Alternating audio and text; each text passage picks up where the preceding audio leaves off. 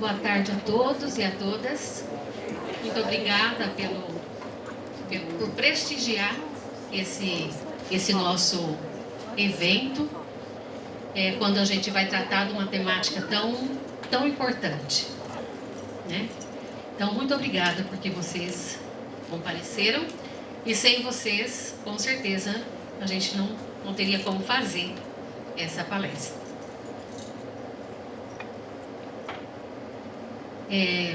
O principal objetivo da campanha Setembro Amarelo é a conscientização sobre a prevenção do suicídio.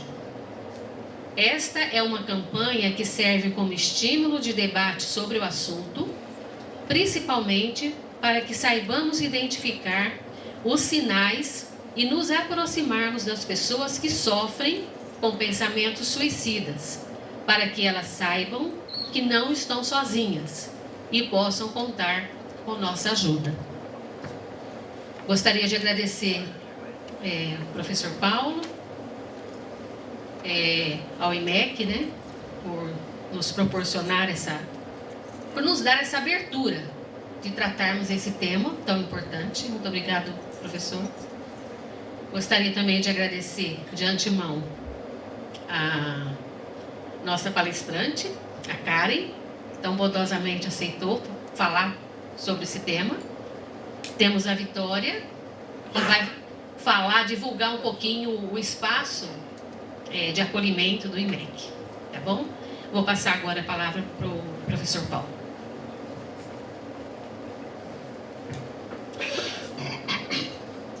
Obrigado, Zenilda. Boa tarde a todos e todas. A maioria me conhece, eu sou Paulo Rufino, eu sou diretor do IMEC, mas nem todos nem todos me conhecem.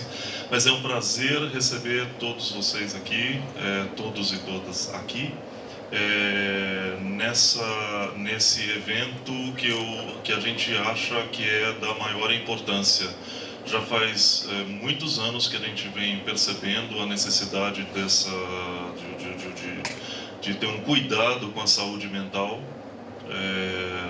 não só de alunos, mas de funcionários, professores e pós-docs, e, enfim, da comunidade como um todo. E a gente vem percebendo isso. Bom, a pandemia veio aí para escancarar essa necessidade, né? Então eu quero aqui, aliás, isso antes da pandemia já era um dos objetivos do planejamento estratégico do IMEC, numa reunião que fizemos em fevereiro de 2019, não é, Zenilda? E a Zenilda topou ser líder de um dos objetivos desse planejamento estratégico. Então eu quero agradecer a palestra que a gente vai estar tendo hoje com a Karen Batista, que a gente agradece bastante a disponibilidade, graças à organização desse grupo, coordenado pela Zenilda. Faz parte também o Vanderlei, a Márcia, da biblioteca, ainda não estou vendo ela, sim, ali, a Ana, a Rose, a professora Mariana, que se desculpou, que tem atividade agora, e tem 2 alunos, o Gabriel e a Ana Paula, que talvez estejam por aqui também. Então eu quero agradecer, em nome aqui a Zenilda representando eles, agradecer demais essa iniciativa desse objetivo do nosso planejamento estratégico. Eu quero agradecer também a presença da Luciana Ortega, que vai estar aqui representando o nosso grupo. Elza está entrando agora. Aliás, ela vai fazer uma apresentação sobre isso. O IMEC tem o maior orgulho de sediar esse grupo Elza. Agradecer a Vitória, que está responsável pelo nosso espaço de acolhimento. Aliás, é uma outra iniciativa que a gente fez junto com esse objetivo, junto com a Zenilda, e com uma ajuda enorme da coordenadora da Câmara de Mediação, que é a Guga, que está aqui presente, veio prestigiar nosso evento e está aqui na frente. Obrigado, Guga. E a Vitória, que está responsável pelo nosso espaço de acolhimento, também deve fazer uma apresentação de 10 minutos. Também agradeço a presença dela. E sobretudo, da palestrante, da Karen. Obrigado por se disponibilizar. E, mais do que isso, a presença de todos nós aqui, né? Que isso é importante, a gente está compartilhando isso. E mais do que a nossa presença também é a gente repassar isso para os nossos amigos, para os nossos colegas, para quem a gente conhece, e principalmente aqueles que a gente vê que mais estiverem precisando desse tipo de ação. Tá? Então a gente sabe a quem encaminhar. Ok, eu vou encerrar aqui e vamos começar então com a apresentação do Grupo Elza, com a Luciana Ortega. Obrigado mais uma vez. Passamos a palavra direto para a Luciana Ortega. Luciana.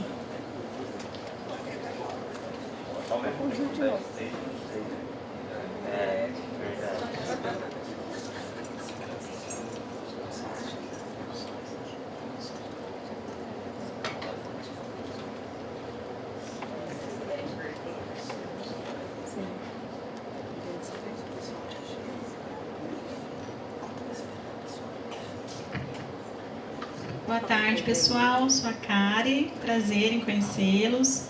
Sou psicóloga, trabalho no SECOM, Centro de Saúde aqui da nossa comunidade, né? Em nome do Programa de Saúde Mental do SECOM, agradeço o convite do IMEC, da Zenilda.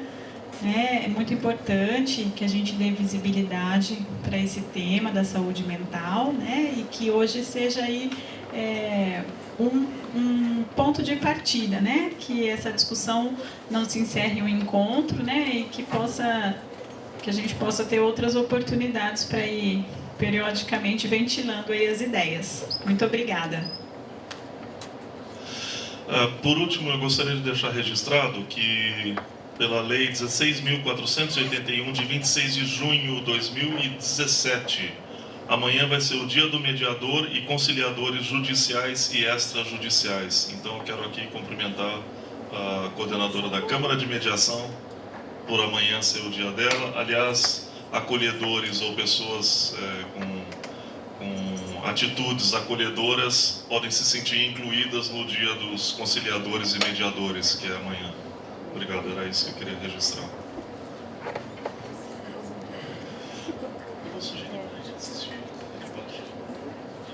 Obrigado. A mesa vai descer para assistir a palestra.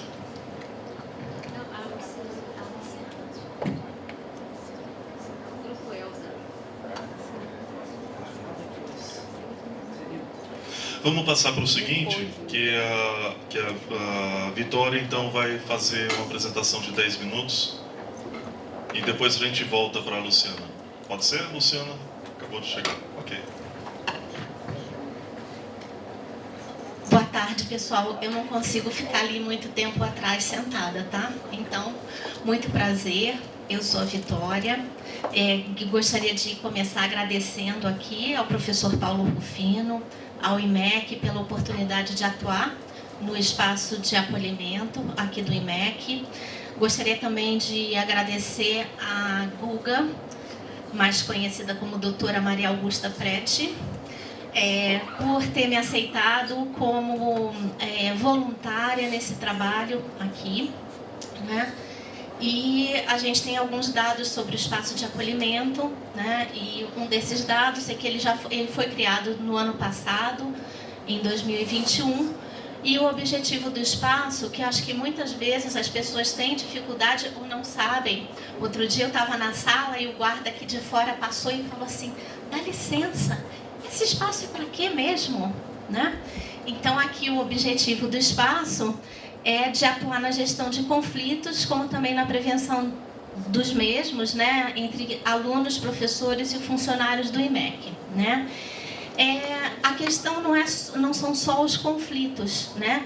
Muitas vezes o conflito não é externo, é um conflito interno. Então, a pessoa não se sente, muitas vezes, confortável, tem algum conflito com um colega de trabalho, ou com um colega de sala, ou com seu orientador, ou com seu professor, né? Então, o espaço é esse lugar que as pessoas podem se dirigir, caso queiram, sob sigilo, né, se assim desejarem. Então não precisam se identificar, não precisam a pessoa sobre a qual elas estão falando não precisa ser notificada, né? É um trabalho bastante sigiloso, né? E nesse espaço, então, eu costumo receber as pessoas que necessitam falar de algum desses temas aí, tá certo? Então, esse é o objetivo do espaço de acolhimento do IMEC, né? Pode parecer assim, nossa, mas que coisa mais bobinha, mas não é bobinho, né? Porque às vezes a gente está assim, todos nós já fomos alunos aqui, chegamos na faculdade, então fomos alunos, né? Então todos nós já passamos por uma situação de querer matar o seu professor, de querer enforcar seu professor, porque recebeu uma nota baixa, né? Ou de ser o seu colega de turma, que é o inferno na sua vida. Então é isso, né, gente? Às vezes a gente precisa falar, não tem com quem falar, né? E ou tá muito forte a coisa, né? Pode ir lá no espaço para conversar comigo, né? Vamos passar para o próximo. E o espaço de acolhimento, então, ele é um lugar também de triagem, né? Então, vocês perguntam assim, nossa, Vitória, mas o que você faz no espaço além de você conversar com as pessoas? Você é psicóloga? Não, eu não sou psicóloga, né? É claro que todos nós que trabalhamos nos espaços de acolhimento dentro da universidade, somos pessoas que trabalhamos na universidade, em várias instâncias, né? Sejam elas de instâncias administrativas, de docência. Não sou psicóloga. Então, quais são as suas credenciais? Né? Bom, o que eu posso falar para vocês assim é que eu tenho um percurso de muitos anos em psicanálise, tanto pessoal quanto teórica, e eu sou voluntária do Centro de Valorização à Vida, que é 188, telefone que qualquer pessoa no Brasil pode ligar, né, em estágio de sofrimento, com vontade de se matar. Então, eu sou voluntária no CVV, já tem um tempo, e com isso eu acredito que a minha escuta seja uma escuta mais apurada, né, para poder até pensar nessa triagem aí, né? Então, o IMEC, o IAI-MEC, né, que eu acho esse nome sensacional, IAI-MEC, né, é um lugar de acolhimento, de triagem e de encaminhamento. Eu vou escutar a pessoa, né, muitas vezes, de todos os casos que nós já tivemos aqui no IMEC, eu diria para vocês que 10% foi feito encaminhamento. Os 90% restantes, estou boa em matemática, não precisou de encaminhamento. Nós resolvemos dentro da comunidade do IMEC. E isso é um dado importante. Por quê? Porque mostra, primeiro, porque a gente não sobrecarrega, né? Todos aqueles lugares ali, a gente não sobrecarrega sem necessidade. E, por outro lado, né, porque acho que a pandemia ela trouxe muitas coisas para a gente, mas principalmente mostrar que a gente às vezes acha que está bem, não está. Segundo, a gente acha que a gente pode fazer tudo sozinho, mas não pode, né? E terceiro, que a gente tem que reaprender a interagir com a gente nesse novo momento e com o outro, né? Eu acho que é esse aprendizado que a gente precisa retomar um pouco, né? Então, o espaço... Eu falo algo também, viu, gente? Então, o espaço de acolhimento também é para fazer, né, para proporcionar essa pequena interação. De novo, eu não sou psicóloga, então eu não vou poder atuar ali, né? Se tiver alguém que precise, a gente encaminha para o SAP, ou para o SAI, ou para a Câmara de Mediação e Ações Colaborativas, que a Guga está aqui, ou para a ouvidoria, né? Mas muitas vezes a gente sabe, tem um problema administrativo, por que você precisa pular a etapa e ir direto para a ouvidoria? Será que a gente não tem como trabalhar isso dentro da própria unidade? Tá? Então, é esse o trabalho que eu faço aqui. Eu não informo qual é o cardápio do bandejão.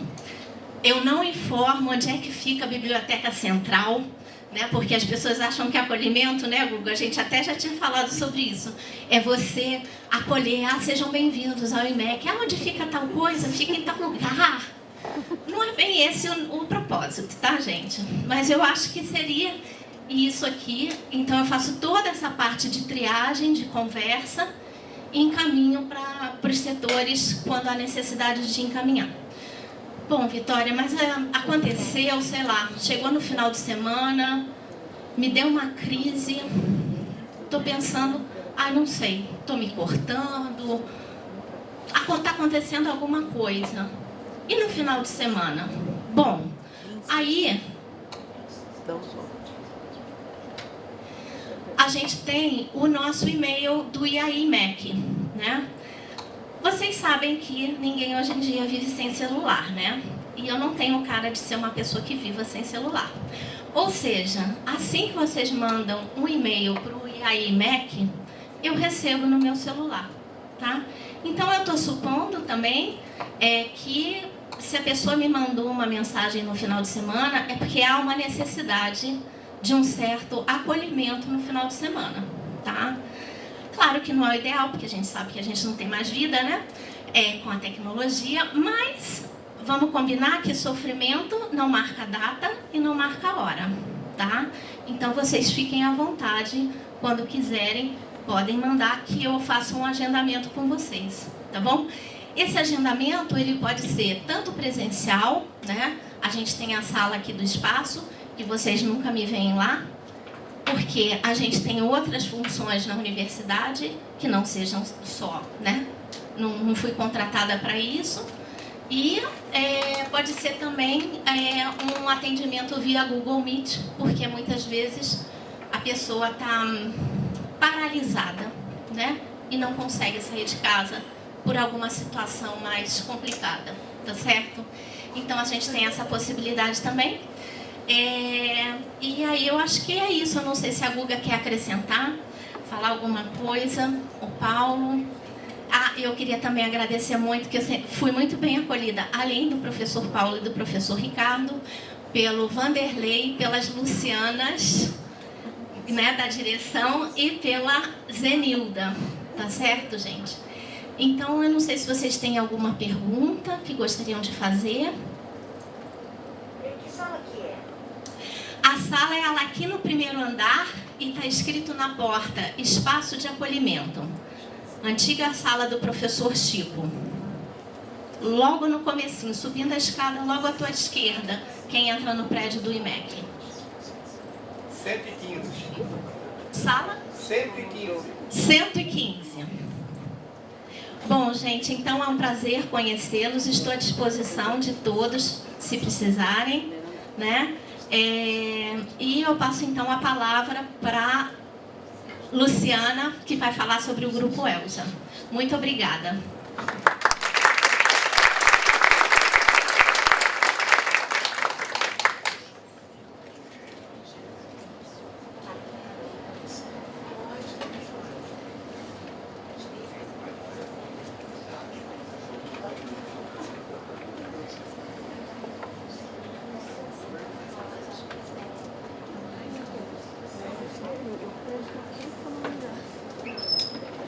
Boa tarde a todos. Eu peço desculpa pela ausência de antes, eu tive que me ausentar por um minuto e acabei perdendo o momento da fala. Eu vou falar só 2 minutinhos para vocês hoje, não vou falar como a Vitória falou. Meu nome é Luciana Ortega, para quem não me conhece. Eu sou funcionária da seção de extensão e eventos aqui do IMEC e eu vim apresentar para quem não conhece e falar também um pouco mais para quem já conhece o Grupo Elsa. O Grupo Elsa é um grupo formado por mulheres do IMEC e nós temos na nossa composição alunos, funcionárias e professoras. E ele começou como também um espaço de acolhimento, que a gente teve alguns casos de assédio no IMEC, então a gente acolhia as denúncias e encaminhava, e depois ele foi se tornando uma comunidade onde a gente se ajuda, a gente conversa bastante sobre mulheres nas carreiras de exatas. A gente já foi dar palestra, inclusive, no Cutuca, para pegar mesmo as meninas bem nessa fase que elas estão desenvolvendo interesse, para incentivar elas a seguirem carreiras de exatas. Todo ano a gente promove palestras, um ciclo de palestras de pesquisadoras do IMEC, normalmente com uma professora de cada departamento. Esse ano nós vamos começar as palestras presenciais, depois de 2 anos fazendo o ciclo online. Então já é um convite a todos, a gente vai estar divulgando as datas em breve. E também queria convidar vocês a fazer parte do grupo. Nós estamos com eleições abertas nas categorias de docente, funcionárias, alunas de graduação e pós-graduação. As alunas de graduação e pós, elas ficam 1 ano no mandato e as funcionárias e professoras ficam 2 anos no mandato. A gente também aceita sugestões sobre projetos novos, sobre parcerias novas. Nós também mandamos mensalmente um boletim com notícias sobre mulheres na matemática e sobre prêmios importantes na ciência que as mulheres recebem. Então, eu queria que vocês viessem fazer parte do grupo com a gente, ou pelo menos entrassem na nossa página. Nós temos um pouco da história do grupo, as integrantes todas do grupo aqui. E as nossas eleições estão com inscrições abertas até o final desse mês, eu acredito, para a gente eleger novas representantes e para o grupo continuar sempre em movimento, com pessoas novas, com atividades novas. Então é isso. Muito obrigada pela atenção de todos.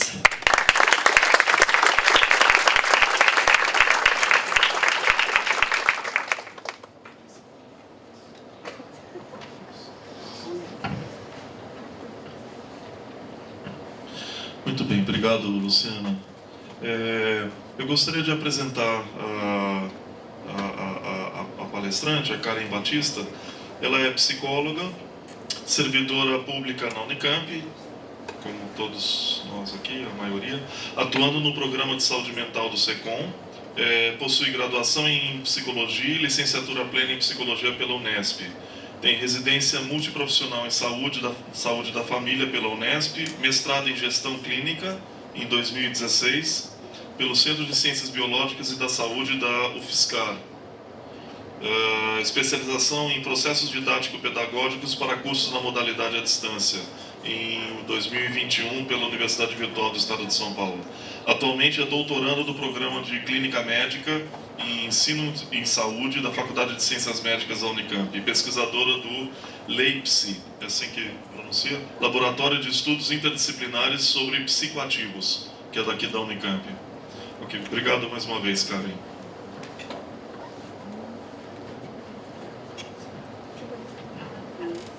Só um minutinho aqui, gente.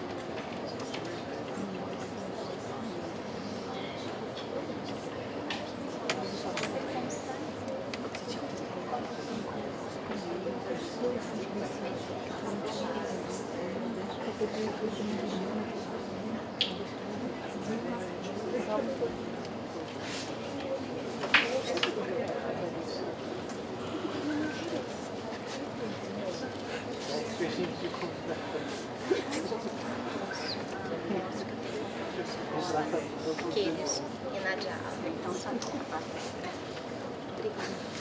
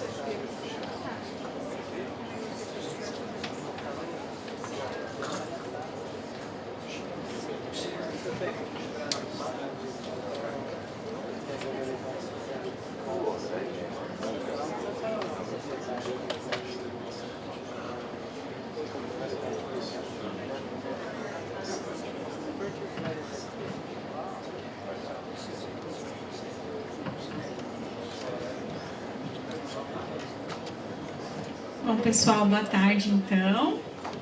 Reitero aí o agradecimento pelo convite, pela oportunidade, e que a gente possa aproveitar essa tarde para refletir um pouquinho juntos aí, né? O que é esse Setembro Amarelo, o que ele interfere na nossa vida, o que a gente pode fazer em relação a isso, tá?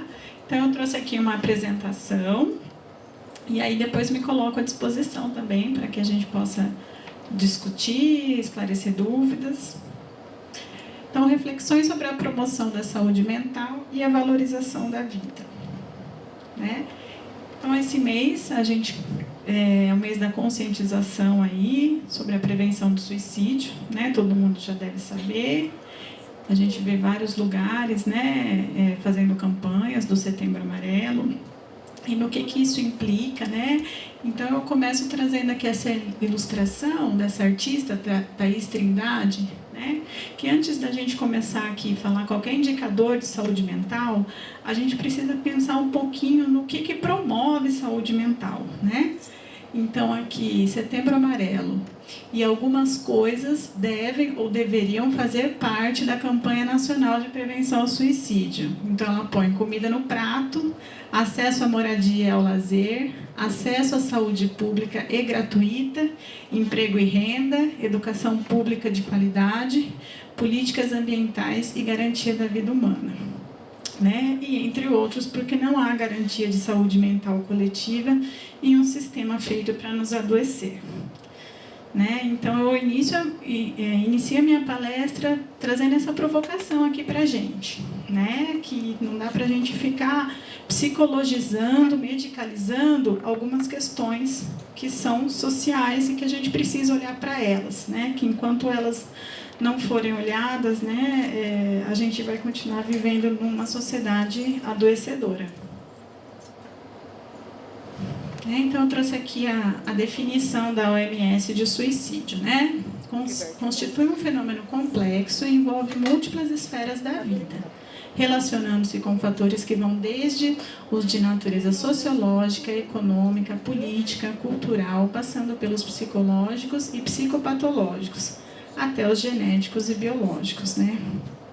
Ou seja, né, quando a gente está falando de suicídio, né, não existe uma causa do suicídio, né? Olha, a pessoa tentou o suicídio, cometeu o suicídio por isso, né? Por um unicausal, né? É um produto de fatores aí, né? Então, a gente pode pensar que várias instâncias falharam quando a gente está falando de um suicídio, da mortalidade por suicídio, né? E o quanto é uma responsabilidade, né, de vários setores, né? Claro que o carro é o carro-chefe da saúde, com certeza, né? Mas tem outros fatores aí que também fazem parte. E aí, né, se a gente vai falar de Setembro Amarelo, de prevenção do suicídio, né, eu estou entendendo que é um consenso aqui entre nós, que a gente quer reduzir a mortalidade por suicídio, que a gente quer poder ajudar as pessoas que estão pensando em suicídio, que já pensaram, que já fizeram algum tipo de tentativa, né? Mas a gente precisa fazer um pensamento, então, anterior, se a gente quer dar uma atenção a esse fenômeno, né?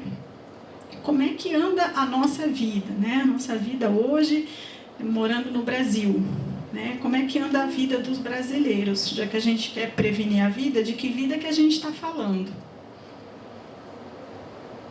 E aqui eu trouxe apenas alguns dados, tá?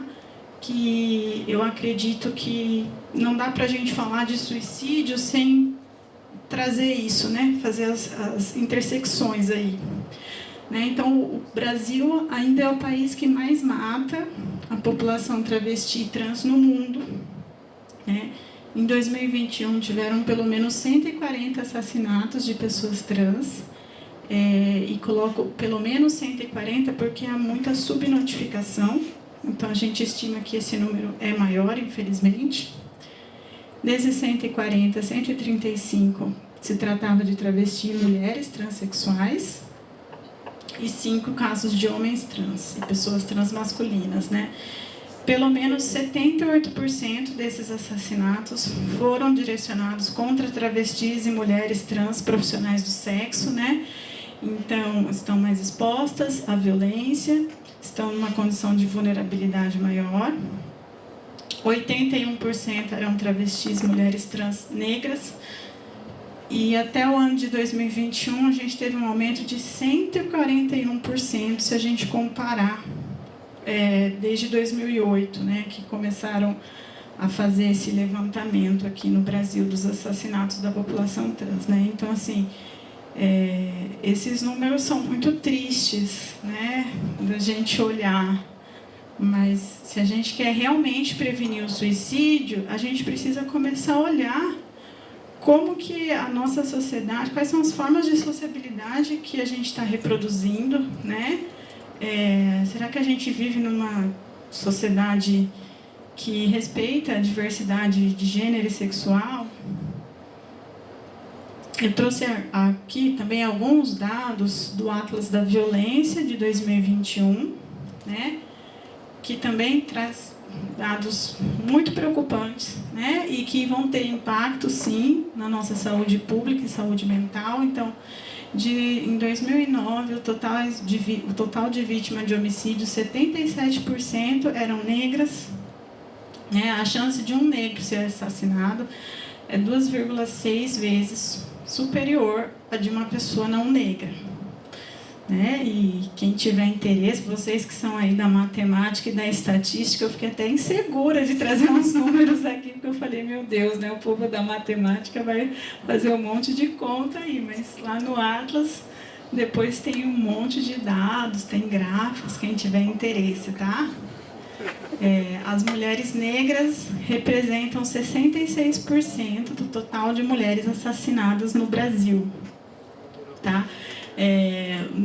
Quando a gente olha para o número total de homicídios, né, teve uma diminuição, né, só que entre a população não negra, porque se a gente olha as taxas de homicídio da população negra, ainda é maior do que as da população não negra, né? Para cada mulher não negra morta, morreram 1,7 mulheres negras. Então, como é que é ser mulher no país que a gente vive? Como é que é ser mulher negra? Né? Como que é pertencer a esses grupos? E somando aí a esse combo que a gente tem agora um pós-pandemia aí, né? E então a gente não pode também perder de vista os impactos que a pandemia teve, que são diferentes dependendo da condição que a pessoa vive, né? Então, assim, até não é setembro de 2020, é de 2022, né? A gente teve 685 mil mortes por Covid, né? Então, a gente pode pensar, né, que para cada morte tem uma família enlutada, né? Tem pessoas que faziam parte ali da rede sociocomunitária dessa pessoa que faleceu, que está sofrendo um processo de luto, né? A gente tem que lembrar das pessoas que moram aqui no Brasil, que não tinham acesso à internet, que durante esses 2 anos de pandemia ficaram mais frágeis ainda, né? Mais isoladas ainda, né? Brasileiros que moram em zonas urbanas que não tinham acesso à água segura, né? Que ficava complicado manter medidas sanitárias de higiene, de isolamento, morando em aglomerados urbanos, né? 25 milhões de brasileiros das áreas rurais gozam apenas de acesso básico de água, de fonte segura, né? A violência doméstica, que aumentou, né? No Brasil se estima que tem aumentado em até 50%. Isso também tem subnotificação, né? Então muitas pessoas acabavam e acabam sofrendo violência e não notificam, né?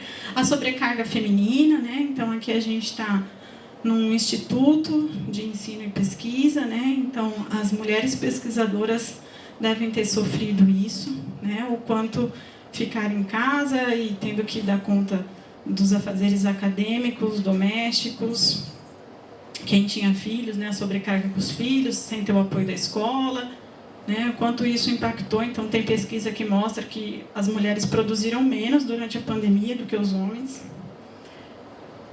Então assim, temos todo esse blend aí, né?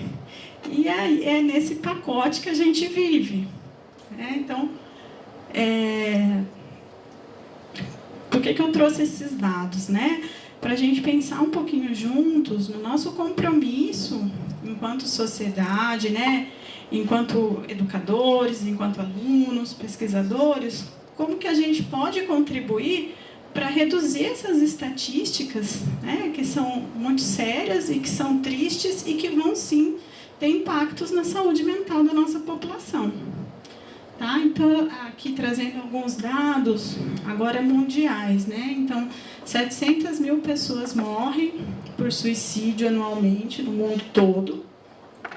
Para cada suicídio, se estima que houve 20 tentativas, né? Por que esse dado é importante para a gente, né?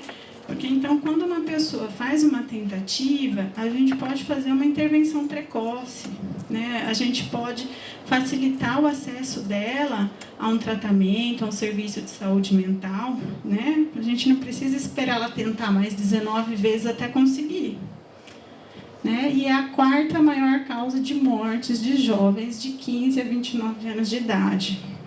O que eu imagino que muitos alunos devem estar nessa faixa etária, né? Eu já passei um pouco, faz um tempinho que eu já passei dessa faixa etária, né? Mas o quanto é importante, né?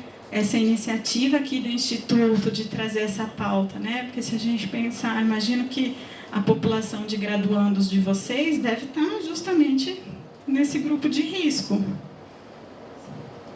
No Brasil, né, entre 2010 e 2019, ocorreram 112.230 mortes por suicídio, né? Então, teve um aumento aí de 43%, que é um aumento importante, tá?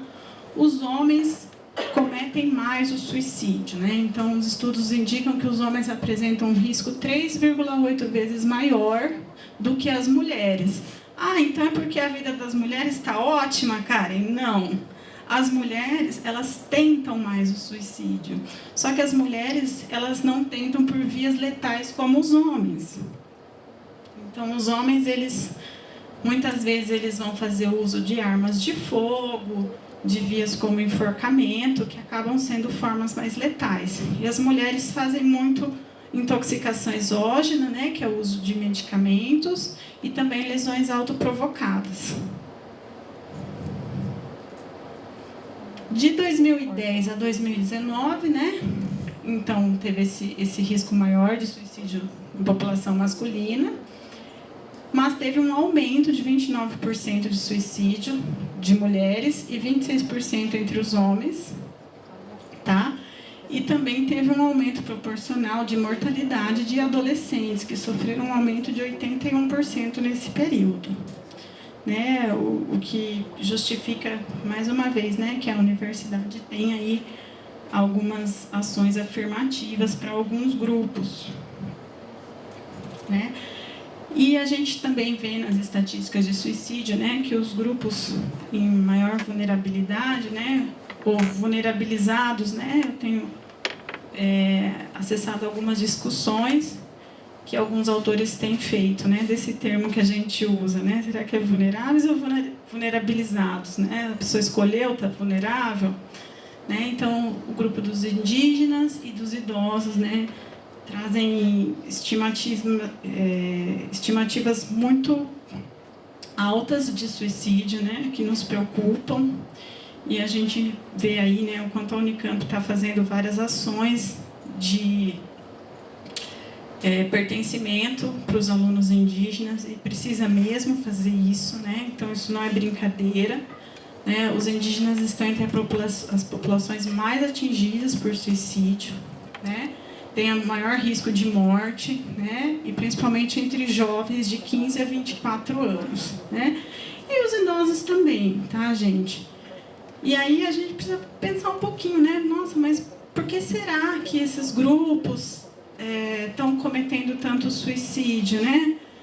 Como será que é ser idoso aqui no Brasil, gente? O idoso aqui é valorizado? A gente tem aí uma cultura de respeito aos mais velhos? Como é que é a aposentadoria do idoso? Então, a gente precisa olhar para isso, né? A questão indígena também, né? Como é que é? Tem demarcação de terras, como é que anda isso? Não é à toa que a gente tem esses números. Aqui eu trouxe um gráfico que é do município de Campinas, que vai mostrar o quê? O rosinha é a população feminina, né? Então, vocês veem que as colunas rosas são as maiores, né? Que a gente está falando de tentativas de suicídio. Ou seja, as mulheres, elas vêm tentando mais. E observem que desde muito jovens, né? A faixa ali de 15 a 19 anos, enorme, né? Então, assim, o que está acontecendo? Que a mulherada, desde tão novinha, já está tentando suicídio, né? Como é que está o olhar para a mulher, né? Como é que está? Tem igualdade de gênero? As cobranças são iguais, né? O que significa ser mulher aqui em Campinas? O que uma mulher está exposta?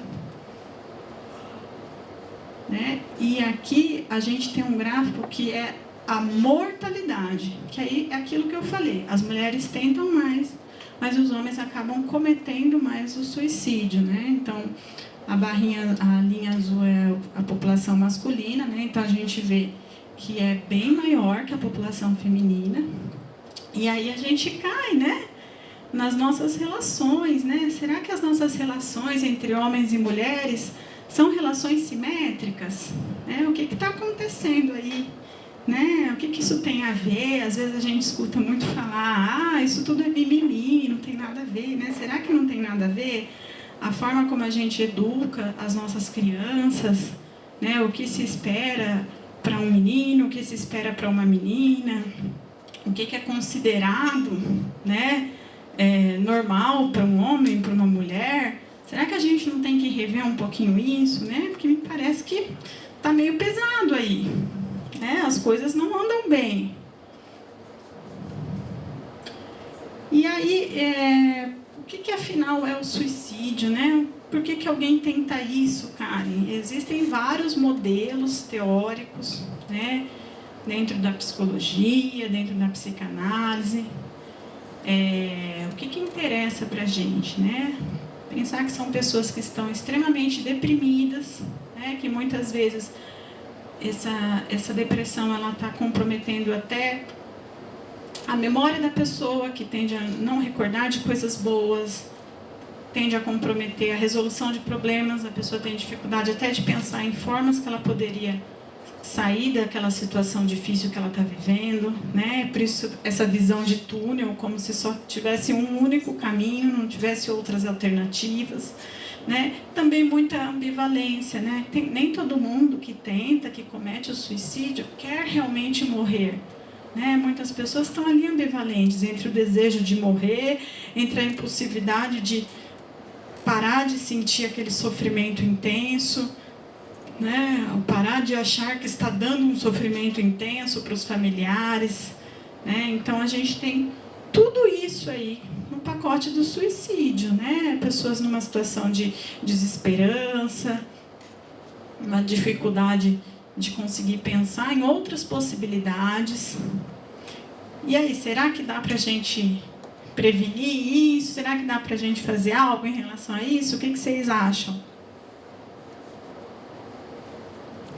Espero que sim, né, gente? Senão eu rasgo meu diploma.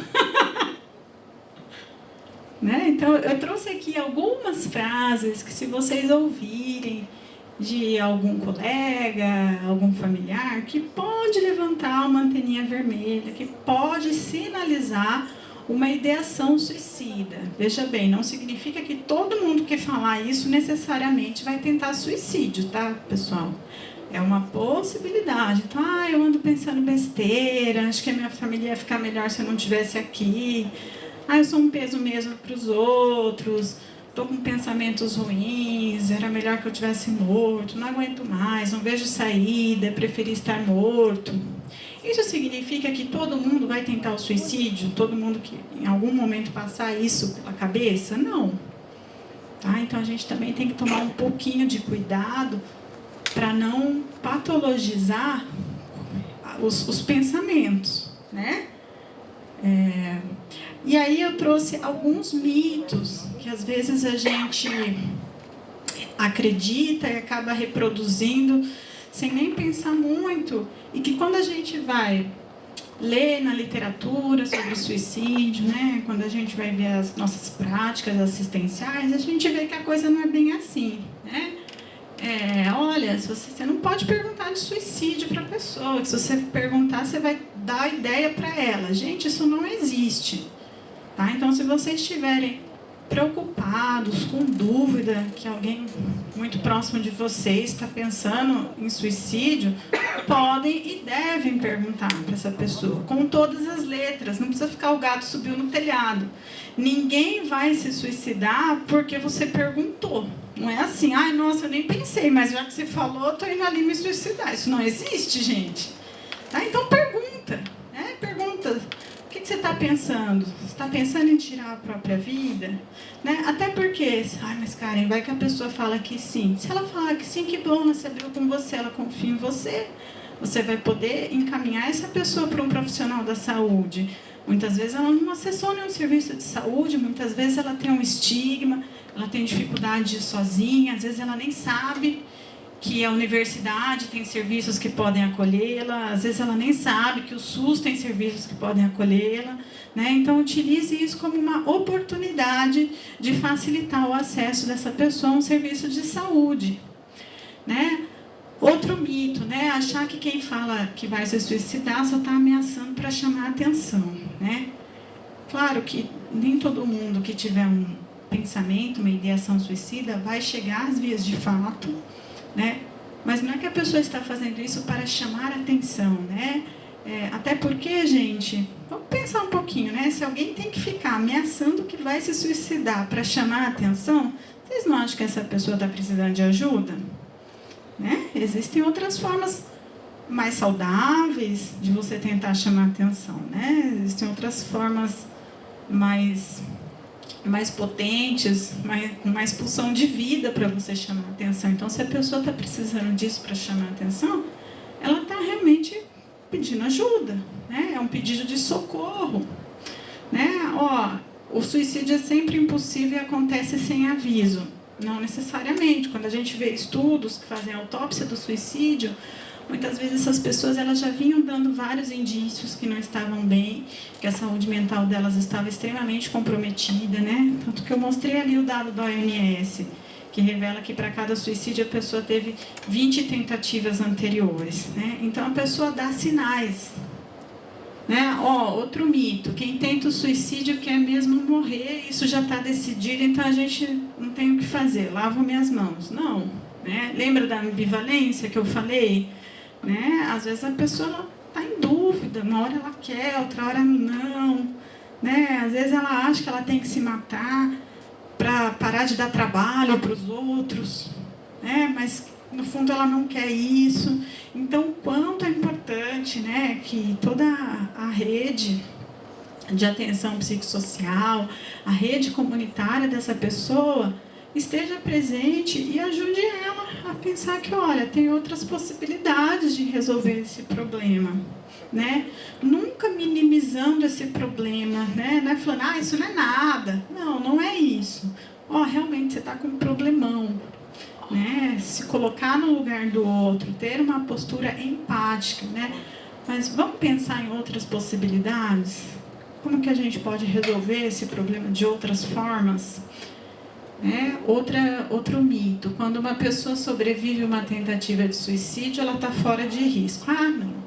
ela pensou, tentou, mas desistiu, ufa. Então, não precisamos mais nos preocupar com fulano. Nada disso.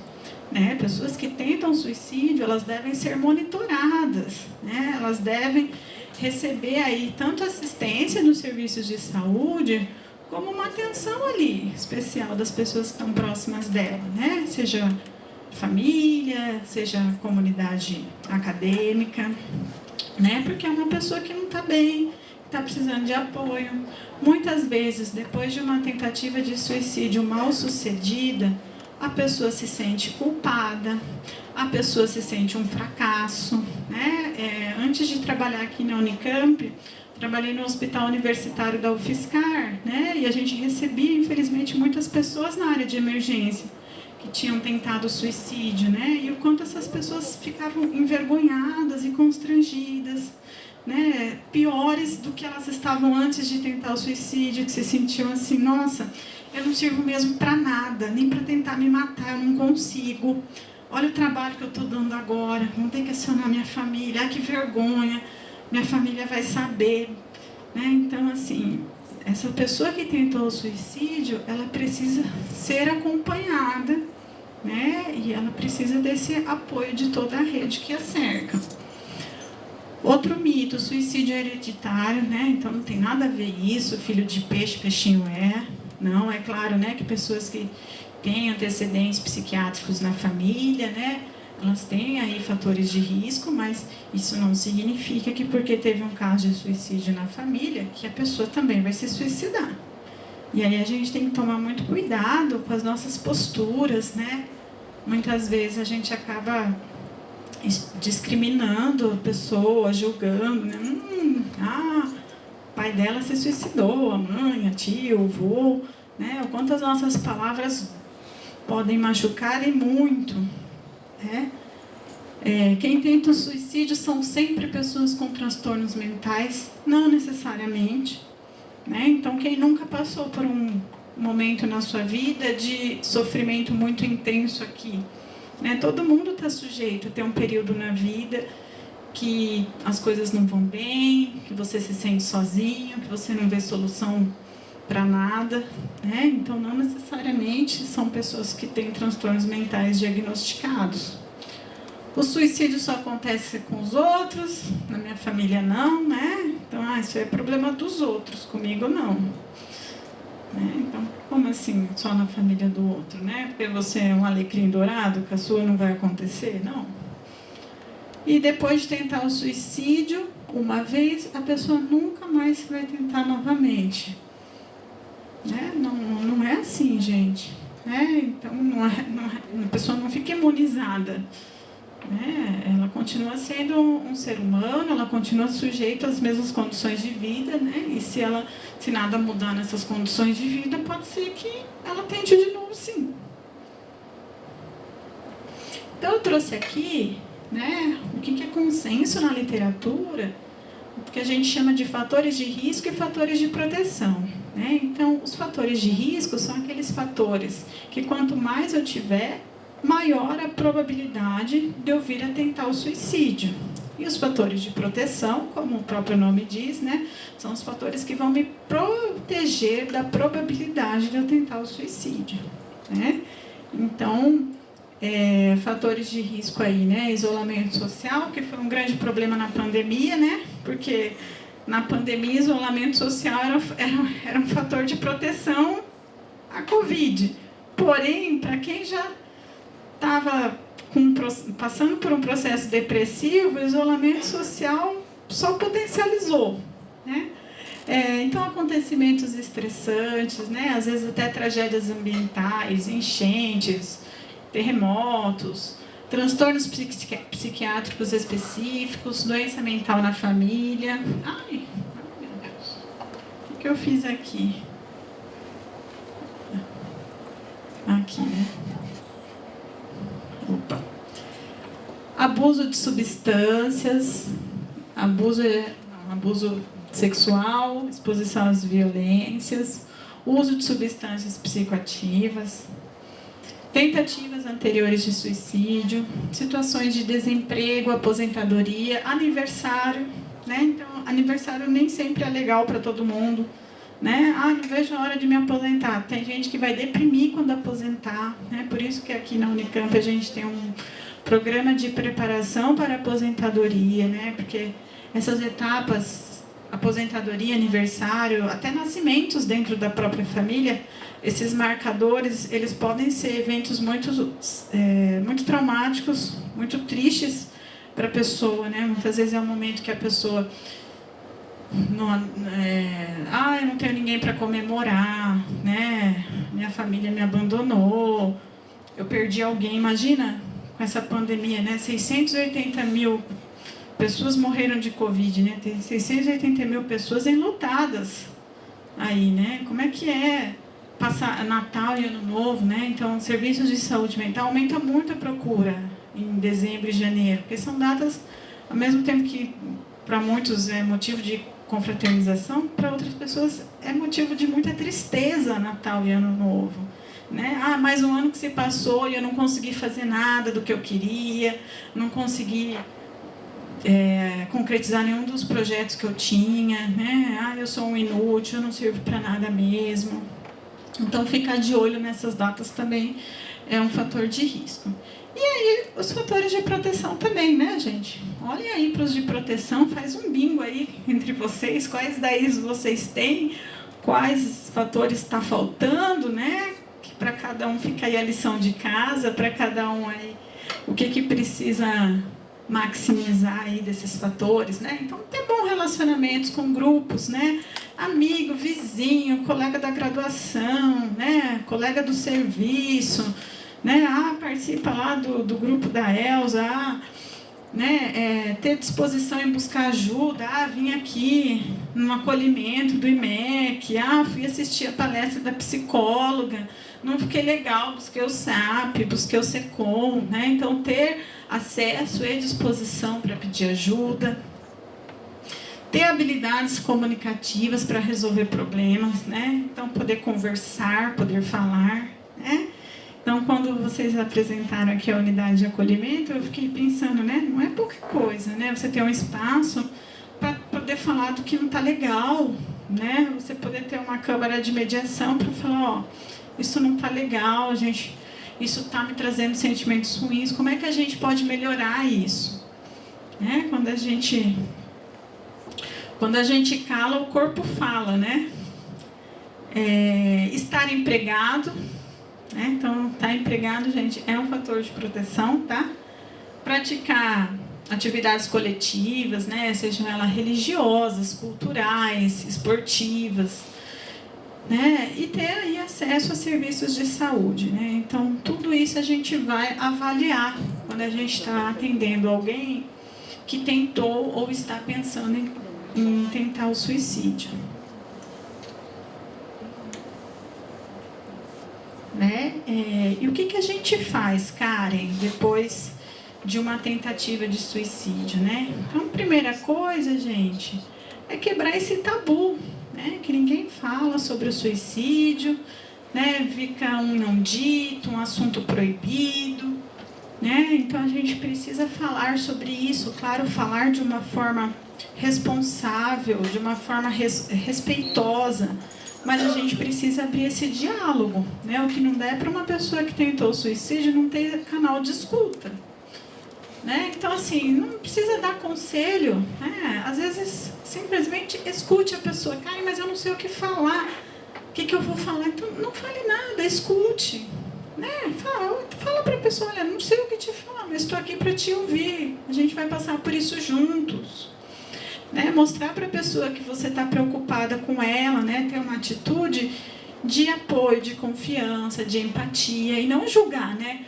Mas você está reclamando demais, você está reclamando de barriga cheia, porque eu no seu lugar, olha, eu tenho bem menos que você e nunca tentei o suicídio. Não, gente, né? Escute essa pessoa e demonstre para ela que você entende que aquele problema, que aquele sofrimento dela é muito importante. Mas, vamos tentar pensar em outras alternativas, né? Tentar lembrar a pessoa razões que ela tem para viver. Que lembra que eu falei? Muitas vezes, pessoas que tentam suicídio estão até com a memória comprometida. Às vezes ela realmente não lembra de nada de bom que tem na vida dela. Ela tende a esquecer os recursos que ela tem, as experiências boas que ela já viveu, as figuras de confiança que ela pode contar. Então, muitas vezes, nosso papel é lembrar isso, né? Ajudá-la a nomear isso, né? Fazer uma avaliação aí do risco de suicídio, né? E essa lição de casa é para o pessoal da saúde, não para vocês, né? E também dar apoio para os familiares. Porque muitas vezes a gente olha muito para a pessoa que tentou o suicídio. E esquece que essa pessoa muitas vezes tem uma família, tem um pai, uma mãe, tem filhos, tem irmãos, tem um companheiro, tem uma companheira. E essas pessoas provavelmente também estão em sofrimento, né? Então, muitas vezes a gente tem que dar uma força para essa família, né? E aí, Karen, depois da crise, a pessoa teve a crise, tentou suicídio, desistiu, né? Então, a gente vai ter medidas que a gente vai fazer para esse indivíduo, né? E algumas medidas que a gente direciona para essa família, né? Então, a gente vai mobilizar suporte para esse indivíduo, tentar inseri-lo em grupos, né? A gente pode fazer telefonemas periódicos, né? Então, tenta ligar para essa pessoa, né? Ligar, mandar mensagem no WhatsApp, né? Tá sempre ali à disposição. Lembra ela que ela pode contar com você, né? Faz visitas regulares para essa pessoa, né? E não precisa chegar lá toda hora e ficar falando: oi, eu vim aqui, você tentou suicídio de novo? Né? Não é isso, né? Chama para um café, para uma cerveja, gosta de ver filme, chama para ver filme, gosta de ver esporte, chama para ver esporte, gosta de dançar, chama para dançar, né? Mas mostrar para a pessoa que você está ali à disposição, né? Oferecer contatos para ela buscar em situação de crise, né? Né? Você pode ligar para esse lugar, você pode acionar tal pessoa. Eu não vou estar aqui esse fim de semana, mas o fulano vai estar. Se acontecer alguma coisa, conta com ele, né? Fim de semana que você não está legal, se for, estou pensando aqui, né? Alguém da graduação, né? Chama para ir lá para a República, né? Fica esse fim de semana aqui conosco. Né? E dar esse suporte para a família, né? Então, escutar esses familiares, inserir também a família em grupos, né? E apoiar essa família que muitas vezes, além da preocupação com esse ente que tentou o suicídio, a família se sente muito culpada e envergonhada socialmente.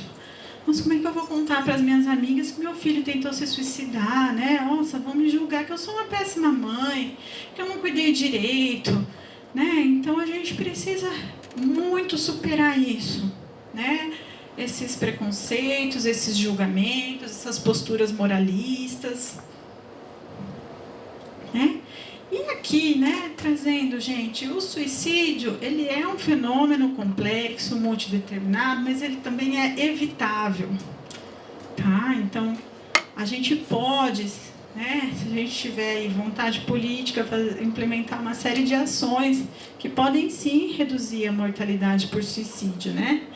Então, se a gente tiver várias ações de prevenção abrangentes e integradas, né? Se a gente se comprometer enquanto profissionais de saúde, gestores e outros setores da sociedade, trabalhar em rede, né? Expandir a nossa rede de atenção à saúde em todos os níveis, que a gente chama nível primário, que são os postos de saúde, né? Vulgo postinhos, que na Unicamp seria o SECOM, né? Nível secundário, que é o que a gente chama de atenção especializada, né? Que vão ser os CAPs, os ambulatórios, e atenção terciária, né? Que seriam os hospitais, as unidades de urgência e emergência. Tá? A gente tem que ter também monitoramento dos casos, né? Pessoas que tentaram suicídio, monitoramento das famílias que tiveram um ente que cometeu suicídio, o quanto é importante fazer esse monitoramento, ter ações afirmativas para os grupos mais vulneráveis, né? E ter políticas públicas, de fato, comprometidas com a prevenção ao suicídio, né? Porque tudo isso aqui a gente precisa de articulação, a gente precisa de planejamento, a gente precisa de avaliação, a gente precisa de financiamento. E falar de uma forma responsável para reduzir o estigma, né? Então, quando a mídia vai noticiar uma reportagem de suicídio, não tem que ficar falando que método que usou, o que fez, não tem que ficar divulgando foto disso, né? Não tem que ficar fazendo sensacionalismo em cima de uma morte por suicídio, gente. Né? Pelo contrário, vamos fazer reportagens, então, de pessoas que tentaram suicídio, né? Mas que conseguiram passar por um processo de reabilitação, que hoje estão bem, né? Vamos fazer o contrário, né? Vamos fazer matérias divulgando que locais as pessoas podem procurar em situações de desesperança, se estiverem se sentindo sozinhas, né? E até pensando nisso, a OMS criou esse compromisso, né? Live Life, que são as metas globais para reduzir o suicídio no mundo, né? Metas globais do mundo, né? Foi mal pelo pleonasmo. Então, a OMS, né? Ela estima que a gente possa reduzir em 1/3 até 2030 a mortalidade por suicídio, né? Que as pessoas que tentam suicídio possam acessar os serviços de ajuda, né? E para isso a gente conta com muitas ações multissetoriais, né? Então, para algo complexo e multideterminado, não tem como a gente querer uma saída única e pontual. A saída também vai ter que ser complexa e em muitos setores, né? Então, esse programa, ele vai falar de 4 estratégias, né? Eu trouxe aqui, depois tem nas referências, mas vocês podem entrar no site da OMS, quem quiser ver, tiver mais interesse, né? Então, a primeira estratégia aqui é limitar o acesso às formas de suicídio, né? Então, a venda de pesticidas, inseticidas, armas de fogo, né? A própria venda de medicamentos, né? Que esses medicamentos possam ser mais controlados a sua dispensação, porque muitas pessoas tentam suicídio fazendo uma intoxicação exógena, né? Então, aqui, né? Que a mídia possa também ser mais responsável, né, na divulgação aí das matérias de suicídio, né, o que eu falei, que fale disso de uma forma responsável, com respeito, né, e não fomentando mais preconceito, fomentando estigma, fomentando tabu. Aqui a gente tem também estimular as habilidades da população jovem, né, lembra que eu mostrei o quanto mundialmente o suicídio é a 4ª causa da mortalidade das pessoas jovens, de 15 a 29 anos, né? Então, a gente precisa ter programas que trabalhem habilidades de vida para essa população, principalmente para a população escolar. No SECOM, a gente tem um ambulatório de saúde mental do adolescente, onde a gente atende os alunos do COTUCA, do COTIL, né? E a gente faz um grupo toda semana com eles, né? Que é um grupo onde a gente vai trabalhar isso, né? Habilidades de vida, como é que a gente resolve os problemas da vida. Vamos conversar sobre eles, né? E aí, no grupo, né? Entre os pares, um pode se ouvir, pode se reconhecer no outro, né? Pode se sentir útil ajudando o outro, podendo orientar o colega, né? Pode também se beneficiar recebendo a orientação ou pensando junto, né? Vamos jogar para o grupo, vamos problematizar, ó, o que está acontecendo com o fulano, questões típicas ali da adolescência, né? Sofrimentos típicos, né? E lembrar que nem todo sofrimento é doença, gente. A gente não pode patologizar o sofrimento humano, né? O sofrimento faz parte da vida, a gente sofre, né? A gente não vem nessa vida só para ficar feliz 24 horas por dia, né? Então a gente se frustra, a gente se decepciona, eventualmente a gente vai sofrer, né? E aí a ideia desses grupos é que a gente minimamente dê ferramentas para os jovens para como é que eu vou manejar as minhas sofrências, né? Ou será que cada sofrência que eu tiver vai virar uma doença mental? Não, né? A gente, se tudo der certo, a gente vai sofrer até o fim da vida, né? A gente vai ter muitos motivos para sofrer, para comemorar também. Mas como é que a gente lida com isso, né? E os espaços de grupo são muito bacanas para isso, para trabalhar com essa população. E outra estratégia aqui da OMS, né, que a gente possa identificar precocemente essas pessoas, né, esses grupos de risco, essas pessoas que estão pensando em suicídio, essas pessoas que já tentaram suicídio, que a gente possa identificar precocemente e oferecer o quanto antes assistência em saúde mental, né? Então aqui tem as estratégias, né, análise da situação, né, uma colaboração multissetorial, conscientização, capacitação, né? E a capacitação aqui não é só das equipes de saúde, mas capacitar também o pessoal da educação, capacitar outros setores também, né? Quantas vezes será que a gente teve acesso a uma discussão sobre essa, né? Aspectos fundamentais sobre o suicídio? Eu imagino que alguns de vocês deve estar sendo a primeira vez, né?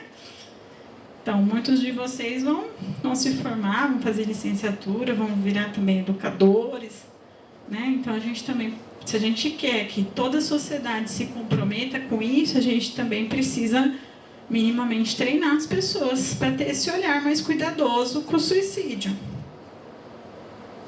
Né? Financiamento, né? A gente não faz nada sem dinheiro, a gente precisa de financiamento, a gente precisa de recursos humanos, né? E aí, aqui a gente precisa monitorar as pessoas, avaliar, a gente precisa fazer o que a gente chama de follow-up, né? Seguir essas pessoas, acompanhar periodicamente, né? Não é porque tentou uma vez que, pronto, não se suicidou, próximo, não temos mais nada a ver com isso, não. Essas pessoas a gente precisa acompanhar de perto.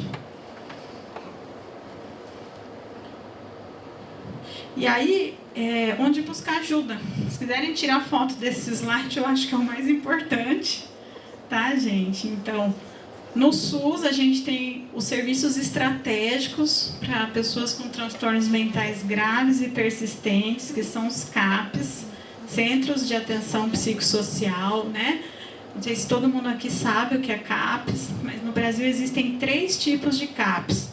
Existe o CAPS para pessoas adultas, existe o CAPS AD, que é para pessoas que têm problemas com o uso de álcool ou outras drogas, e existe o CAPS IJ, que é para a população infanto-juvenil.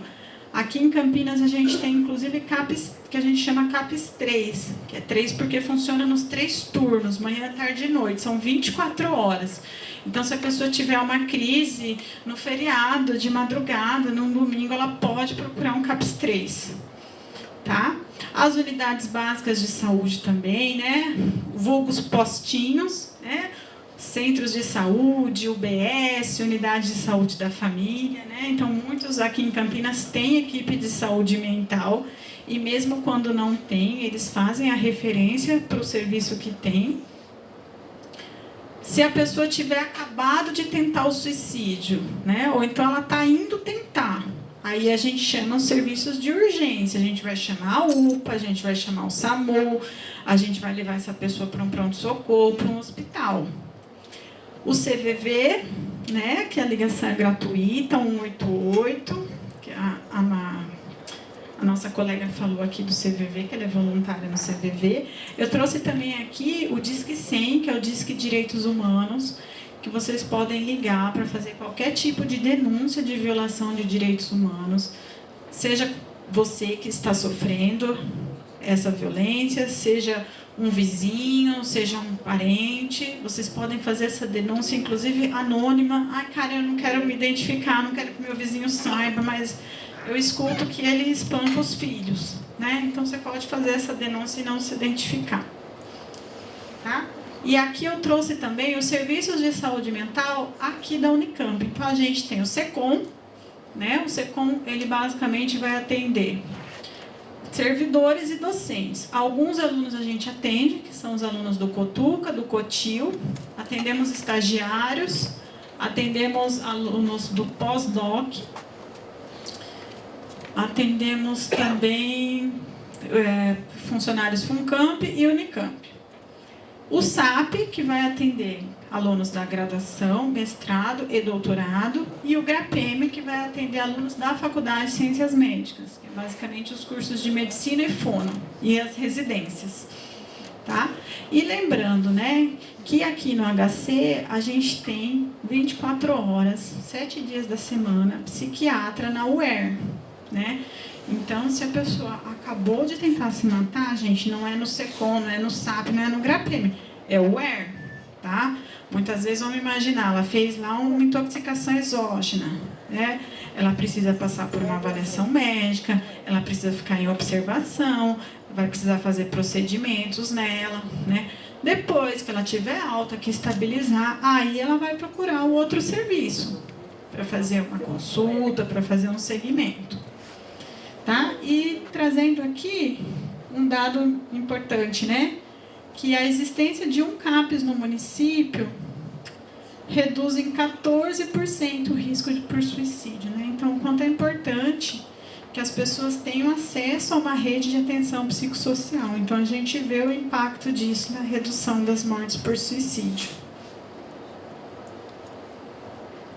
E para fechar aqui minha apresentação, eu vou passar um vídeo para vocês, não sei se vocês já viram, né?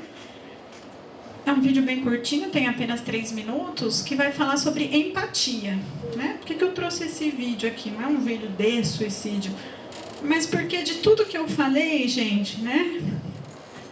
O que eu gostaria que vocês levassem daqui, né? Vocês não precisam sair daqui papagaiando aqui os números, os termos técnicos de saúde mental, mas se vocês conseguirem entender o que é empatia e como que eu exerço essa empatia, tá ótimo, é isso, né? Como é que eu consigo entender o sofrimento do outro, me colocar no lugar dele, né? Isso não significa concordar com ele, simpatizar com ele, né? Mas ter um respeito pelo que ele está passando, conseguir me colocar no lugar, né? Conseguir fazer o que a gente chama de uma escuta empática, né? Então que a gente possa criar aí uma sociedade mais empática ao sofrimento humano, porque eu acredito que isso vai ajudar bastante a gente a reduzir a mortalidade por suicídio. Então eu vou pôr aqui o vídeo.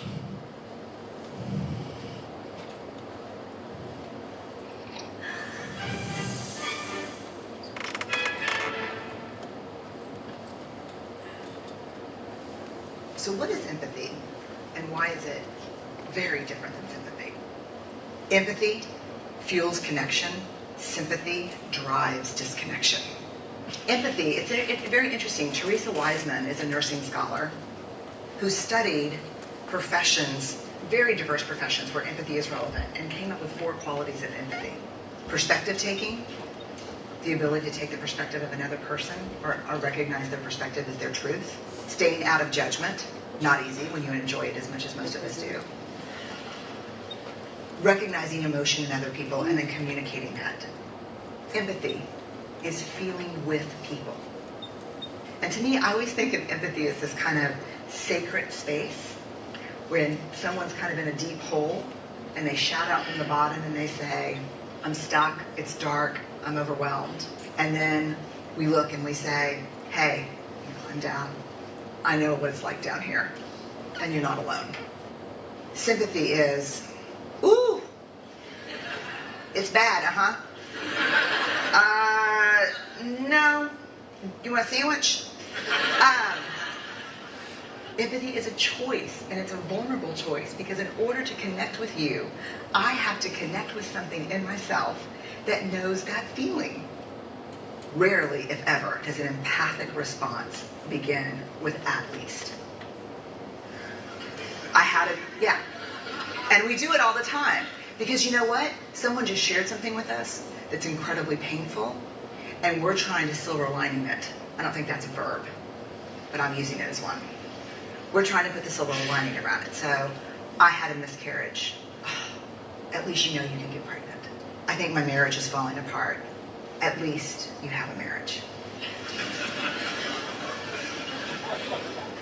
John's getting kicked out of school. At least Sarah is an A student. But one of the things we do sometimes in the face of very difficult conversations is we try to make things better. If I share something with you that's very difficult, I'd rather you say, I don't even know what to say right now, I'm just so glad you told me. Because the truth is, rarely can a response make something better. What makes something better is connection.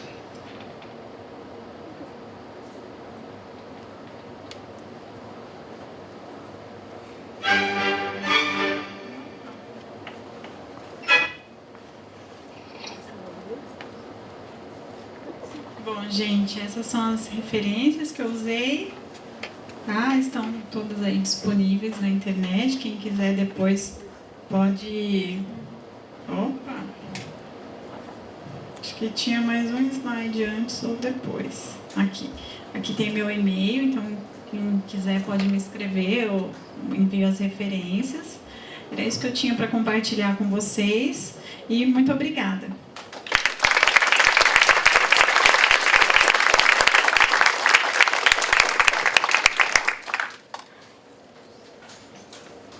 Muito bom.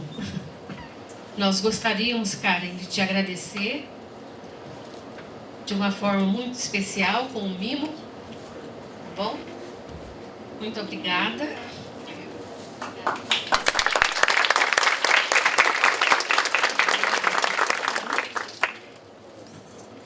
Então, não sei se temos tempo.